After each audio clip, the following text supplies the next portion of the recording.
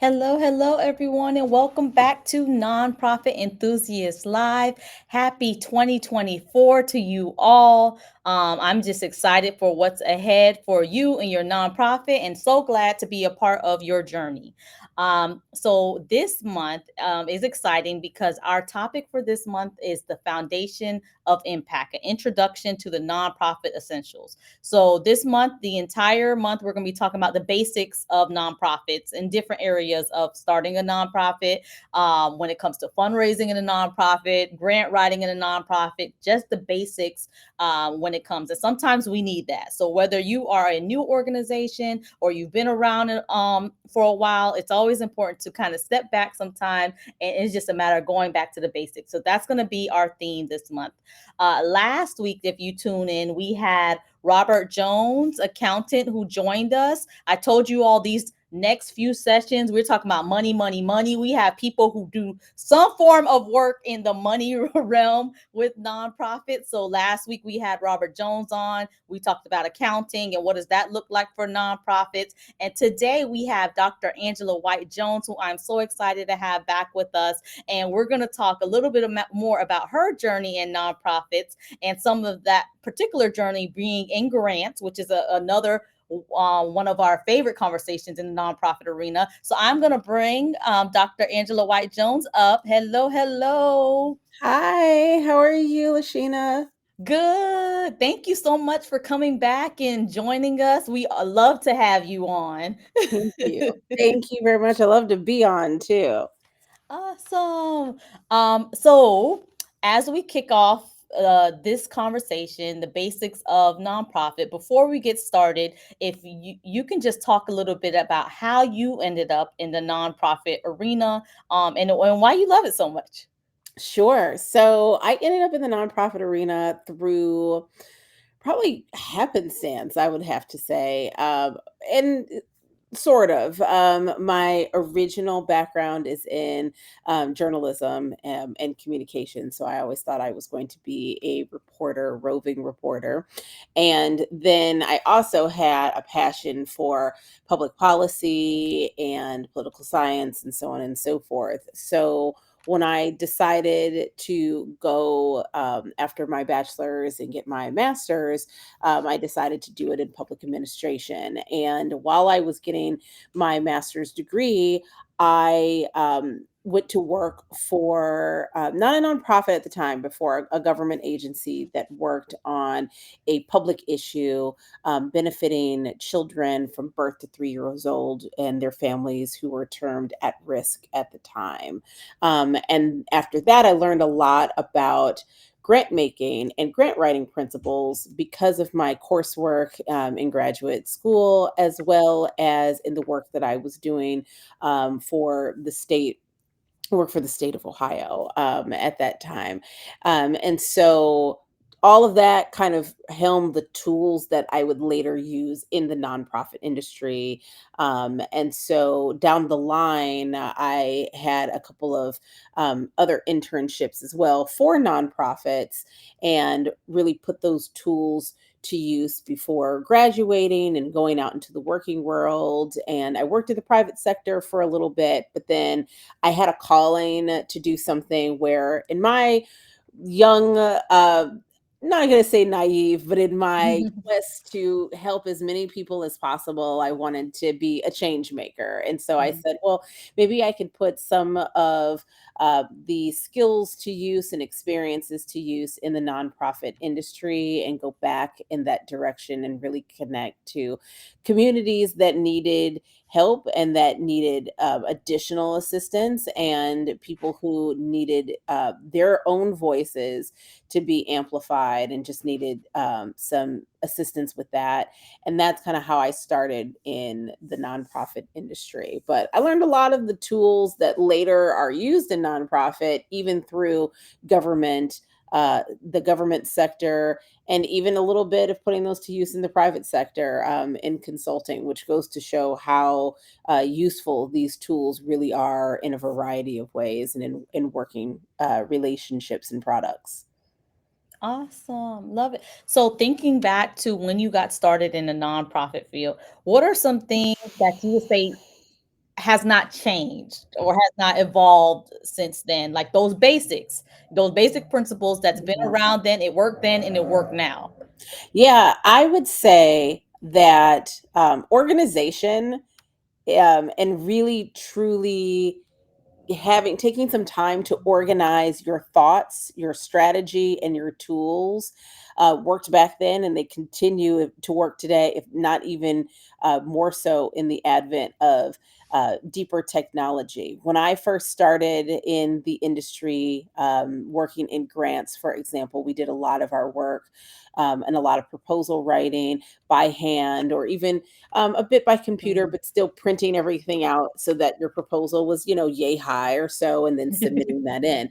Nowadays, we're seeing there are still some founders who are requesting submissions in that way, but a lot of them have developed the need for submission through electronic tools.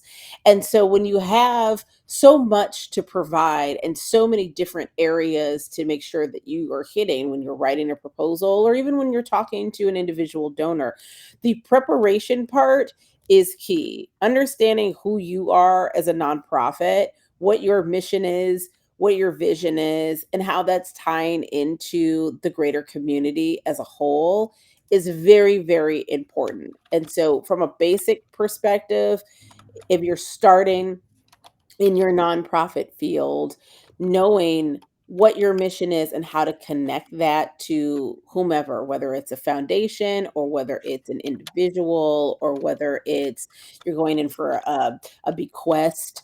It's important to, again, just understand who you are and what your connection is and what your why is as an organization. And then other organizational tools become, the things such as, do you have your 501(c)(3)? Are you, are you registered with the Internal Revenue Service? Do you have someone to help with the books, with your accounting, and with your finance? And I'm sure, the last speaker last week talked about that, in I'm sure in depth, the Mhm. importance of being on your accounting P's and Q's in a nonprofit. So do you have that? Do you have the programmatic staff to accomplish what it is that you're trying to do? That you're not understaffed and overworking people, but also that you're not overstaffed and then no one has anything to do. Are you focusing on, or how are you going to get your client base, or how are you going to get individuals that you're serving? And also, how are you addressing the individuals that you are serving? Are you calling them clients? Are they customers? Are they people that you serve? It's good to know the distinct, respectful, and valuable terminology of those that you are serving as well, so that they feel like they're being respected by your organization and that they understand that. So it's all of those small pockets that seem very arduous and that are like, "Oh my goodness, I have to go through this now, or I have to do this again." But taking the time to develop a strategy is very, very key, I think, to success. Love it. I love that you spoke about preparation, that being important then and it's still being important now. Especially I feel like each decade or so, things are getting faster and faster. Yeah, Mhm. there's no more thick, all not The as big many, I binders. should say, thick binders and all of that submitting your grants with. But now you're doing it online. You're doing it quicker. There's this whole, which I love your thoughts on, this whole thing I hear in the grant world about using AI to help support applications a lot faster, which I'm sure trims down on preparation or preparation looks differently. But Mhm. I love that you kind of talked about, like it's still there and it's still just as important now. Absolutely, absolutely. Um, and you mentioned AI too. I have it constantly, much like how we're all doing with AI, my thought process is evolving. So when I first heard about it, I was very much like, no, we can't use this. I'm anti. I think that this is very bad for people. And now I've evolved into something that I'm trying to be more thoughtful about its use and its utility. I certainly think that there are still an extraordinary amount of ethical considerations that need to be walked through. I always viewed proposals is there's a you have, of course, your basic, if you're writing on behalf of an organization, your organization, as I just said, mission, vision, value, your budget, those aren't changing. You could submit to 50 different funders, and none of those things are going to change between your submissions.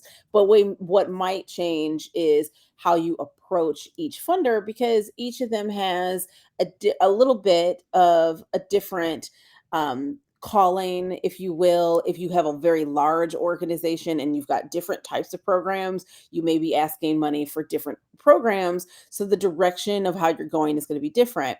When you're doing a lot of that, it may be helpful to engage in AI to, look at maybe statistics, or as AI evolves, the way that we're going to use it is going to evolve as well. So you might call on it to give you some background information about your particular subject matter, if it's education, if it's unhoused persons, if it's the arts or something to that effect. But you don't want to over rely on that and just think, okay, I typed it into, a GPT format or an AI format, and now it's good and it's golden, because someone else may have done the same thing. And now you're looking at, now Funder is looking at two applications that are written very, very similarly, and they're not speaking in their own voice. So I think you can use it for more of a research purpose. And even that, you're going to have to still fact check, because again, Mhm.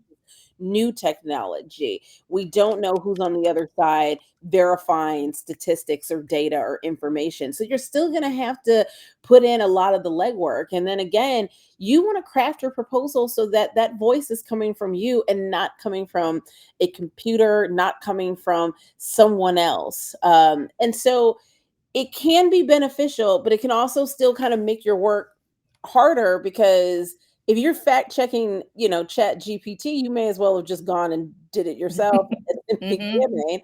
Or if you have to craft, something in your own voice, then maybe it's good to kind of get the juices flowing if you're like, oh, I'm stuck and I don't know what to do. But then after that, don't over rely on it. Make sure that you are speaking from the voice of your organization. I think that is where I'm at right now with AI. And of Mhm. course, I'm sure it'll evolve as technology evolves as well. I love that you took some time to talk about that. And then just using it to kind of get over the hump. Because it's starting to almost get to the point where if you see something come across, because I've had this, it was ran through an AI Mhm, device. mhm. You're Yeah. starting to be able to pick up on those things. So I'm sure funders are able to pick up on a lot of the common terminologies and the way that is structured, and the lack of human in the writing, to know that you're running your applications through AI. So I love that you talked about that and not overly relying on that, and fact checking it, because a lot of times, when you do put something in there, it will come out with something that is very AI. Yes. The sentence is very like a person did not write this. Mhm. There is no one from this, and it's obvious that way, because if you're going to use a system that is going to be utilized by everyone, by the Hmm. masses, of course Hmm. it's going to be difficult to make it sound in that tailored, way that Hmm. only you know how to write, or that your organization knows how to write. So, yeah, I say AI isn't necessarily bad if it helps jumpstart some ideas, or if you're really stuck. But Hmm. the over reliance, I think that's what it is. We get in technology and we see it and we're like, oh, it's automatically going to make my life easier. It's automatically going Hmm. to make it faster. That's not necessarily the case, because again, and I'm a professor too, so I read sometimes and I tell my students, I will know it's not that sophisticated right now. Like it's getting better, but there's some choppiness. You really have to use and just go back in there and use your own words and your own Mhm. cadence to make it make sense and not that robotic. And like you said, funders are going to be able to tell, they're going to get tons and tons of proposals. So, they're going to start to see what an AI generated prompt would look like. And don't be surprised too that if a question, especially on like a grant application or any application, if they're asking you for something, don't be surprised if in the background those funders haven't run that question through an AI generated model themselves Mm. so that they know, "Oh, okay, well, this is what it says by us asking this question." Not that people are trying to do a gotcha, but it's definitely one where it's like, "Oh, I've seen that before because we ran the same question ourselves. And look, Mhm. this organization is presenting us with the exact same answer as something that we found was generated by AI already." So Mhm. just be careful is what I would Yes. say. Be cautious. That's a yeah, that's a really good point. And one and you, if you're in that situation, it could end up messing with your organization's credibility at the end of the day. Absolutely. Yeah, one application can do that. Yes. Yeah, love it. I also love that you talked about connecting to your why. So the basics of nonprofit. What is your why? What is your mission? Why are you doing what you're doing? Because especially newer nonprofits getting started, it's easy to have your mission and then want to do everything. Just Mhm. because the opportunity kind of knocks on the door, it may not even align with your initial why, but just going remembering your mission and why you're doing it. Otherwise, you can become overwhelmed with all the different opportunities and necessarily not may not align with what you're doing. So I love that you talked about that. And then also talked about the importance of compliance, and we talked about the accounting part last week. And also something you brought up was how are you addressing the individuals you serve, which oftentimes you don't necessarily think of until you're doing it. Mhm. Um, and speaking of grants, sometimes they will often call individuals clients and so forth, and that might not necessarily be the best terminology for those that you work with within your nonprofit organization. So I love that you shared to kind of um, think about what does that mean, like in your setting. What are who are those you serve, and how do you refer to them? Absolutely. Absolutely. Anything else you can think of when we're going back to the basics of nonprofits, grant writing, whichever area you feel, anything else you could think of when it comes back to going back to the basics?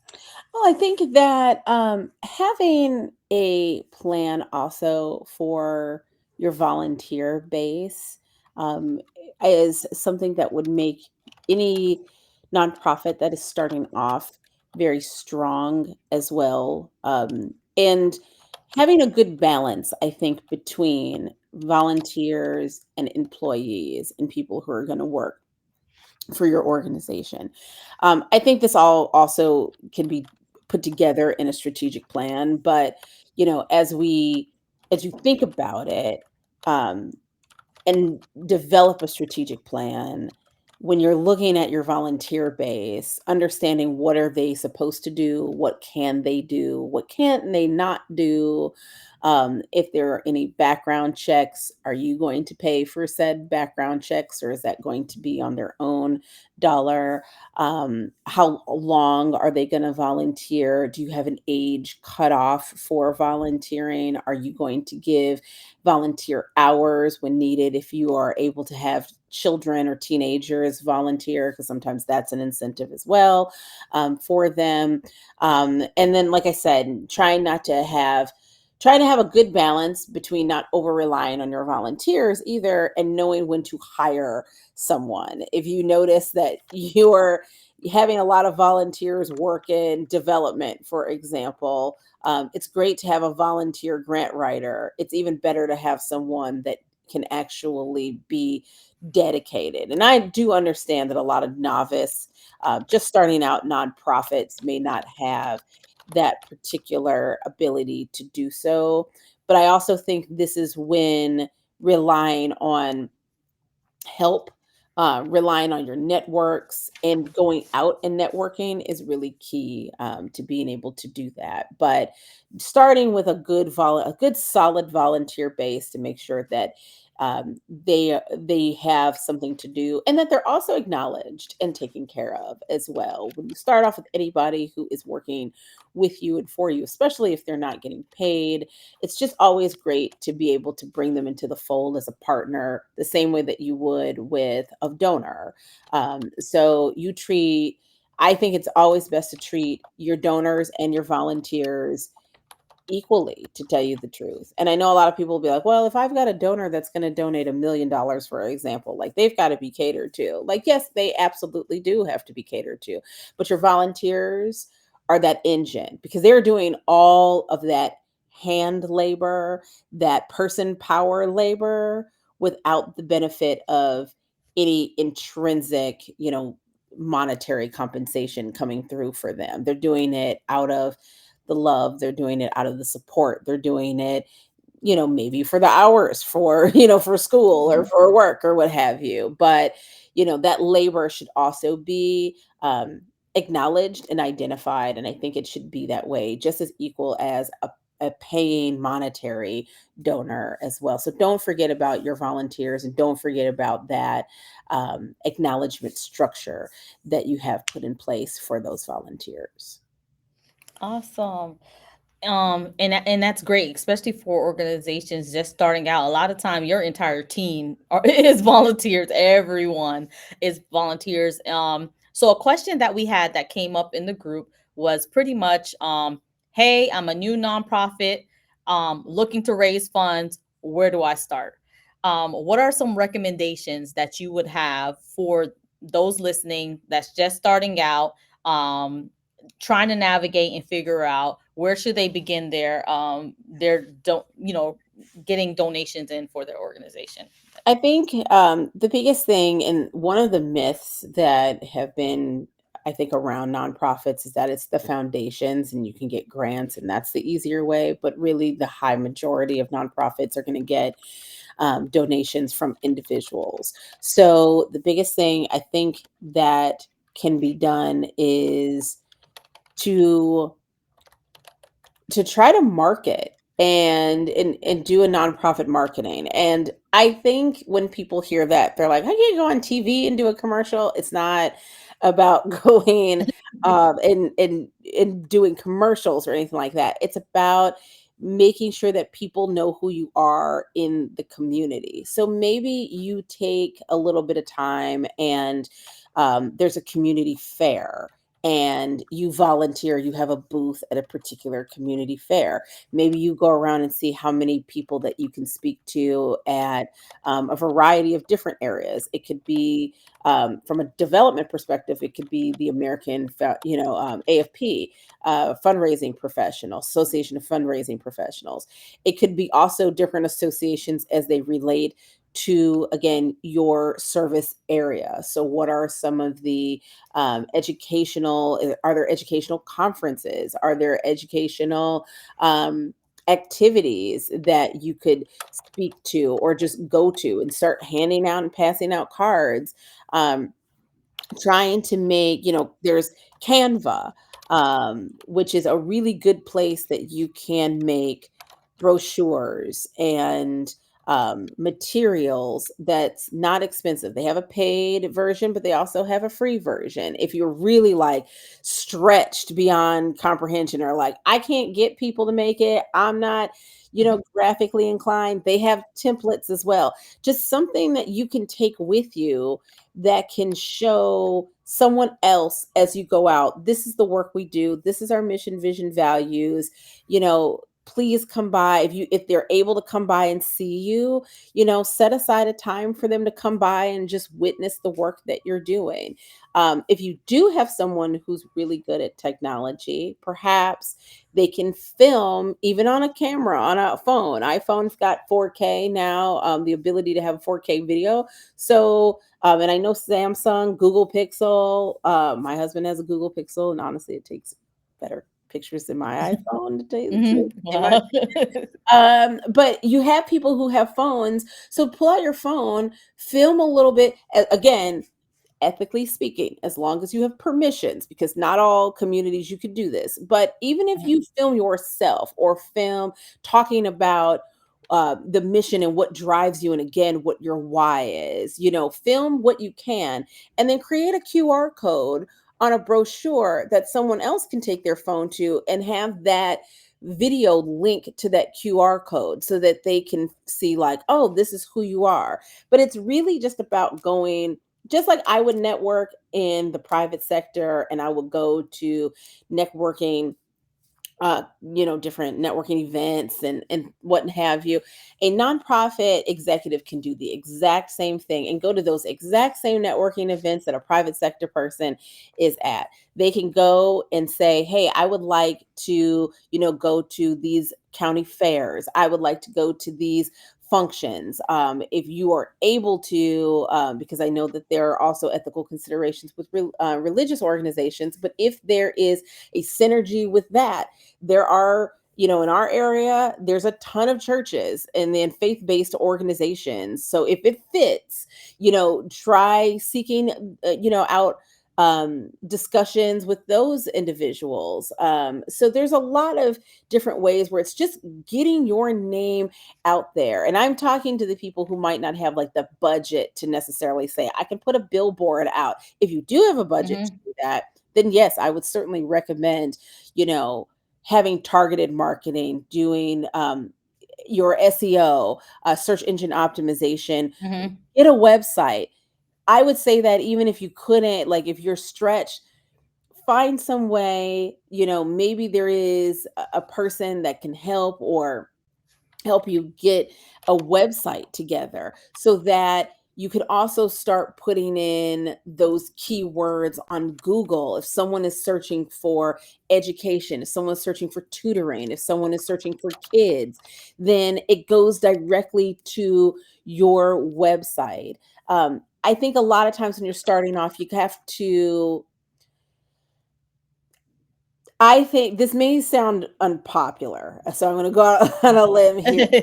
But I think sometimes we view nonprofits as having to run on a threadbare budget. That's not the case. Mhm. Look at your nonprofit like it is a business. You are an entrepreneur. Yes, you're doing it to aid in the community for for other people, but it doesn't mean that you don't have overhead. Running in at low overhead to the point where you can't function, your staff can't function, the building is run down so the people you're serving cannot really be served in a quality safe manner.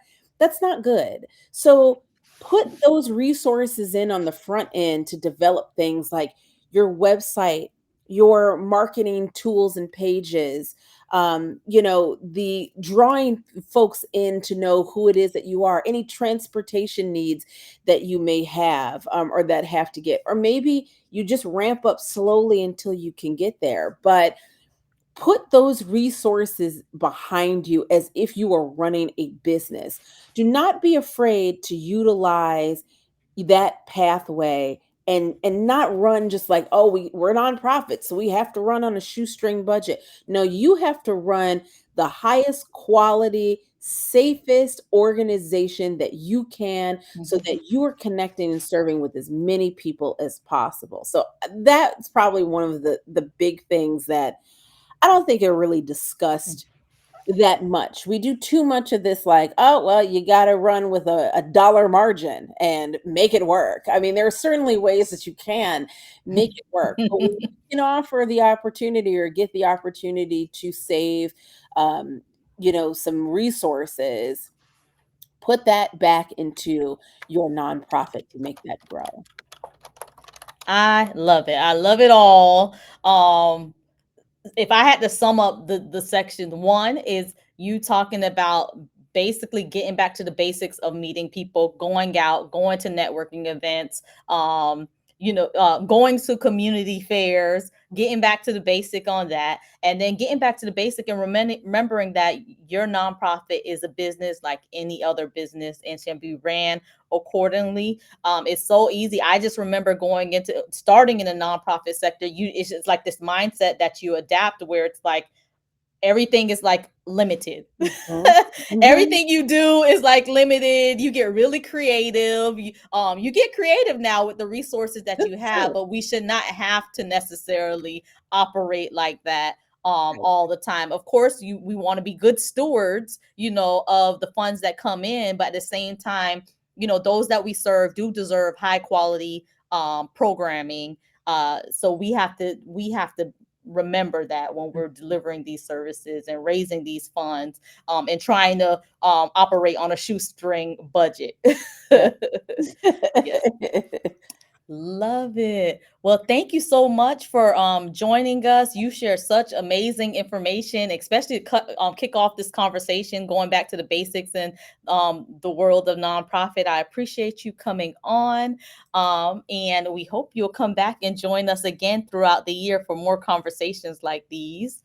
Absolutely. I always have fun when I come here, for sure. Yay, thank you.